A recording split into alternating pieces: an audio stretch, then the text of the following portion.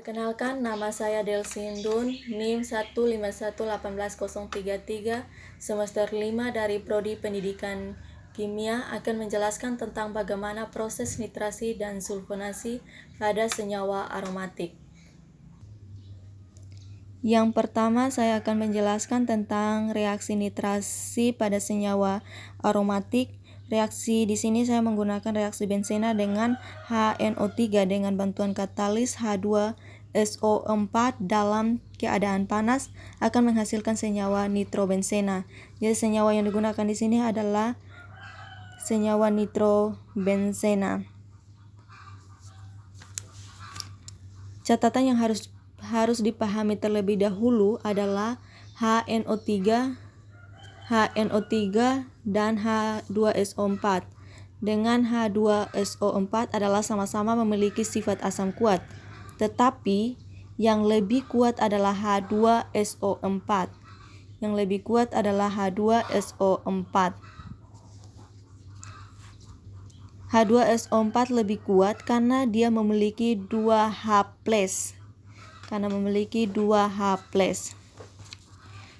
Selanjutnya, pada mekanisme yang pertama adalah reaksi HNO3 dengan H2SO4 untuk mendapatkan elektrofilik NO2+.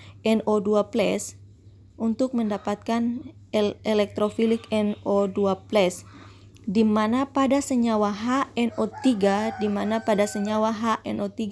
antara N dengan O ada beda keelektronegatifan. O lebih elektronegatif daripada N. Sehingga elektronnya, energi ikatannya putus ke O menjadi O- dan N menjadi N+. Kemudian pada katalis H2SO4, antara O dengan H juga ada beda keelektronegatifan, di mana O lebih elektronegatif daripada H, maka elektron ikatan putus ke O. Sehingga O menjadi O- dan H menjadi H+. H+ akan bereaksi dengan O- menghasilkan H2O. Hasil lainnya adalah HSO4- dan elektrofilik NO2+. Selanjutnya masuk pada tahap yang kedua, yaitu reaksi benzena dengan NO2+. Senyawa benzena ini merupakan salah satu senyawa aromatik yang dilihat dari 6 pasangan elektron. Maka langkah selanjutnya bisa dilakukan proses nitrasi. Dalam benzena senyawa nitrobenzena ini C nomor 1 sampai 6 dari 1 sampai 6 memiliki muatan parsial negatif karena masing-masing C mengikat H yang akan elektronnya cenderung putus ke C karena C lebih elektronegatif daripada H. Selanjutnya parsial negatif pada C nomor 1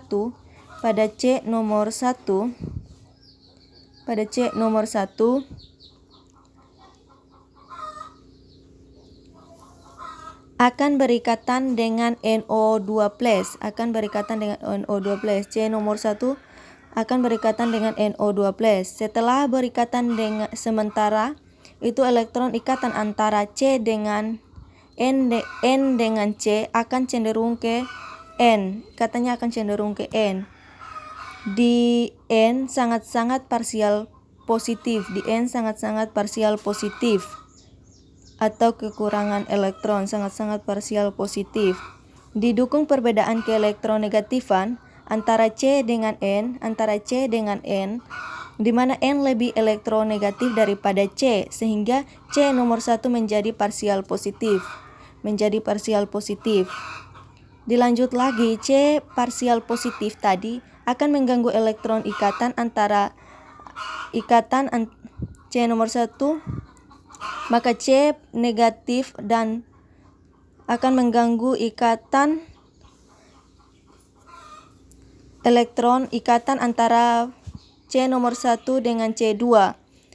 C1 menjadi negatif dan C2 menjadi positif.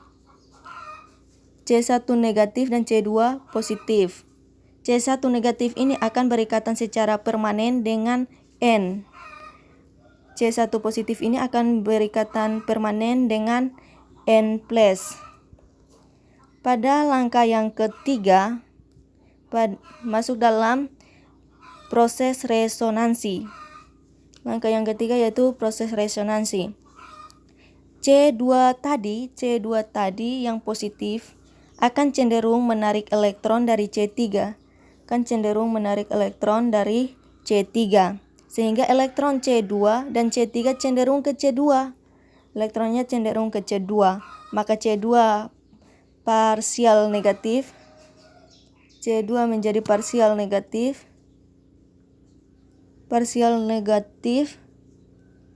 Dan C3 menjadi parsial positif. Parsial positif pada C3 akan mengganggu elektron ikatan pi. Antara C3 dengan C4. Elektron ikatan pi akan putus ke C3. Elektron ikatan pi-nya putus ke C3. Maka C3 negatif dan C4 positif. C3 negatif akan berikatan dengan C2 positif, membentuk ikatan pi baru.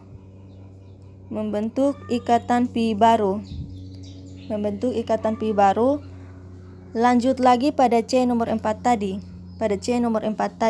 Akan cenderung menarik elektron dari C nomor 5. Maka C nomor 5 menjadi sangat-sangat parsial positif. Parsial positif pada C5 ini akan mengganggu ikatan pi antara C5 dengan C6, di mana elektron ikatan pi antara akan putus ke C5. Elektron ikatan pi-nya akan putus ke C5. Maka C5 menjadi minus dan C6 menjadi plus. C4 plus dan C4 plus dengan C5 minus akan berikatan membentuk ikatan pi baru. C4 plus dengan C5 akan berikatan membentuk ikatan pi baru.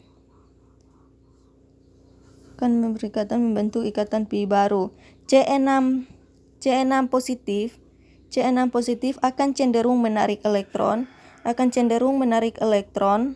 dari C1, sehingga C1 kembali menjadi parsial positif. C1 positif ini akan mengganggu ikatan C1 dengan N,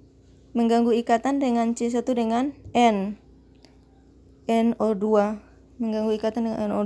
C1 dengan H, dan juga C1 dengan C2. Yang lebih mudah putus adalah C1. Dengan H, di mana C lebih elektronegatif daripada H. Maka dengan sendirinya H akan terprotonasi menjadi H+. Dan C1 menjadi C-.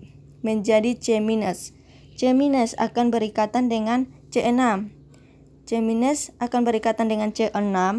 Membentuk asam sulfat. Membentuk ikatan pi baru.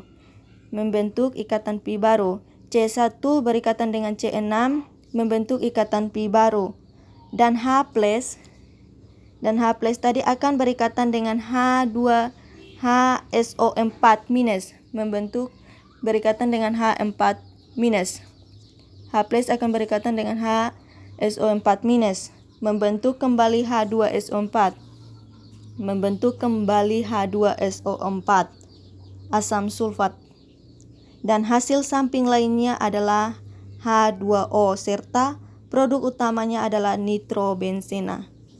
Jadi hasil akhirnya yaitu nitrobenzena.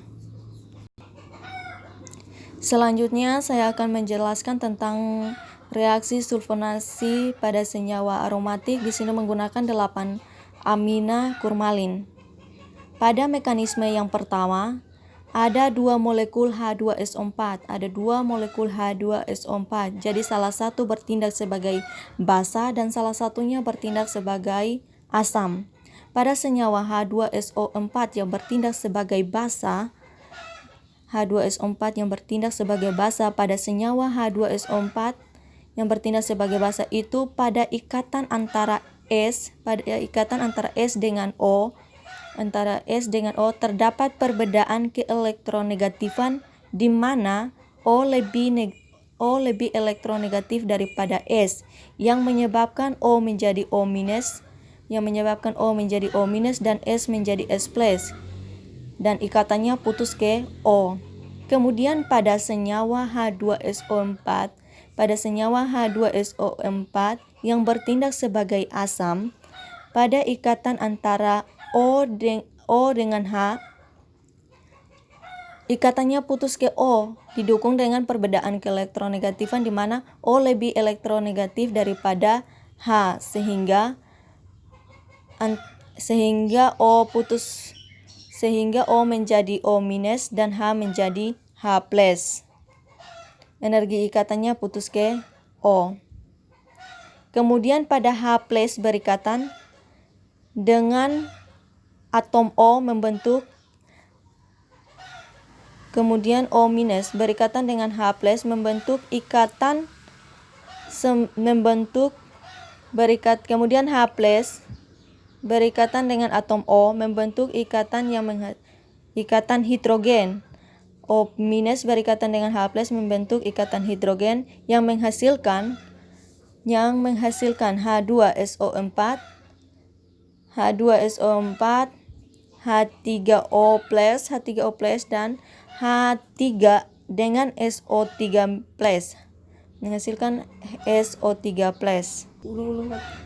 Pada mekanisme yang kedua, pada senyawa 8 amina kurmalin terdapat 2 senyawa aromatik.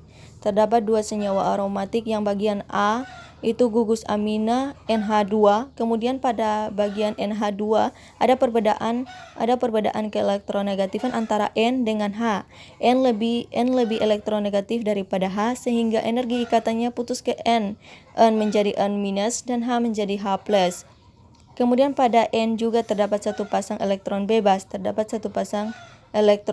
Jadi tolakan elektron bebas sangat kuat menyebabkan elektron bebas dengan elektron ikatan tersebut terdorong ke inti aromatik yaitu C8. Kemudian C8 sehingga C8 menjadi sangat-sangat parsial negatif, sehingga C8 sangat-sangat parsial negatif. Ini akan terpolarisasi ke C nomor 7. Dilihat dari sisi 3 dimensi, juga yang dekat dengan C8 adalah C5.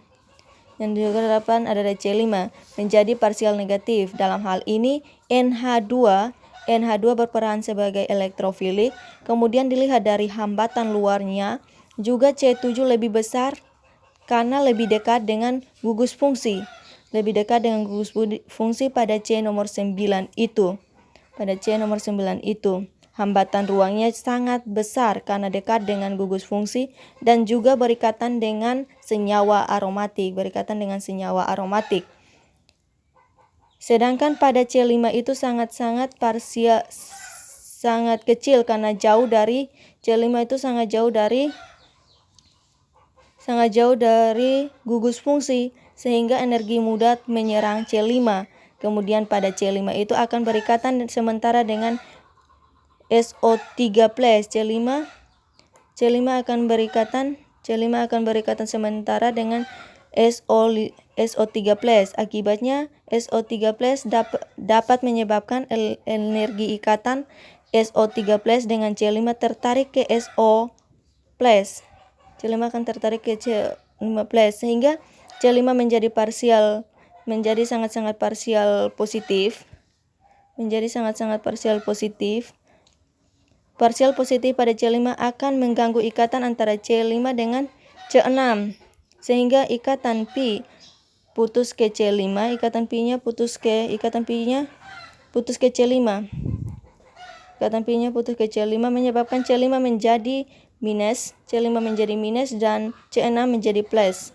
Kemudian pada C5 akan berikatan dengan SO3+. C5 akan berikatan dengan SO3+, membentuk ikatan permanen. C5 berikatan dengan SO3 membentuk ikatan permanen. Kemudian positif pada C6 akan mengganggu ikatan sigma antara C6 dengan C7, sehingga energi ikatannya mengganggu ikatan antara C6 dengan C7, sehingga energi ikatannya cenderung ke C5, menyebabkan C7 menjadi sangat-sangat parsial positif. Pada C7 akan mengganggu ikatan pi antara C7 dengan C8, menyebabkan C7 menjadi minus, dan C8 menjadi positif. Kemudian C7 ini akan berikatan dengan C6+, membentuk ikatan pi baru, sehingga menghasilkan SO3 berikatan dengan pada C nomor 5 akan berikatan dengan H3O+, dan pada C nomor 6 akan berikatan dengan H2SO4-, menghasilkan senyawa akhir 5-sulfonat 8-amina kurmalin.